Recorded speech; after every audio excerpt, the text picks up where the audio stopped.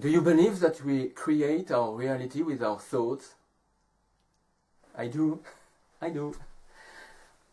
Maybe we don't create 100% of our reality with our thoughts. Maybe we create only 60%, 50% of our reality with our thoughts. And the rest we can call it chance, hazard, karma, God's will, God's plan, destiny, whatever. However, I still believe that we do create at least a big chunk of reality with our thoughts. And many people believe that, and that's why many counselors advise to practice positive thinking, positive affirmation, gratefulness. Let's think positively to create positive reality. Makes sense. Life is so beautiful. Life is so amazing, and I am amazing, and you are amazing, and we are so grateful. I love it. And yes, with a few affirmations we can recall our ability to love. And so let's use the tool as long as it works. However, for some people like me, sometimes it's very difficult. It seems almost impossible to maintain enough positivity in the bloody monkey mind, as they say, to trigger enough change. It doesn't go fast enough, maybe I'm just impatient. But we have a shadow. We all have a shadow. We all have a dark side. That's reality as well. I don't mean that we are evil. No, we are not evil. We are just in pain. Brothers, sisters, we are just in pain. We've got trauma from childhood. And some of our trauma are not even our own. Some trauma are inherited from our parents. What they couldn't solve, poor parents, they passed it on, and then we inherit. And our parents have inherited as well. Generation of ancestors have bequeathed us trauma, dark thoughts, dark patterns, dark habits, from wars, centuries of miseries and confusion, and all that is running in our veins, not to mention our DNA. We need powerful medicine.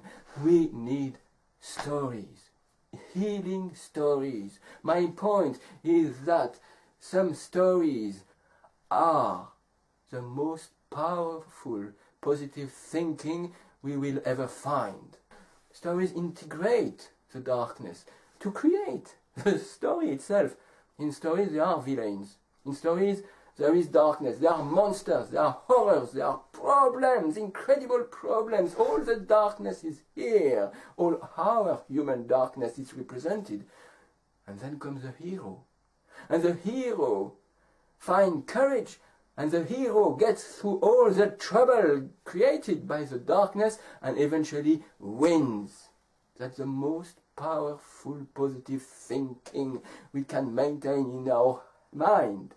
And your story lasts a certain time. It lasts for longer than a simple affirmation to maintain hope and positivity. Healing stories are medicine. It's a little bit like homeopathy, actually. Homeopathy for the mind, homeopathy for the soul. Homeopathic pill, there is no product in it. There is only information. And you take the pill, and you give the information to your body, and your body, of course, and your body heals. Not with one single pill taken one single time. You've got to repeat the process a little bit. Stories are like that. They give all the positive information because they reproduce the structure in symbolic language, in dream language. They reproduce the structure of our pain, the structure of your hearts broken. And they show the healing. And they suggest and they give the means to heal. Stories are medicine.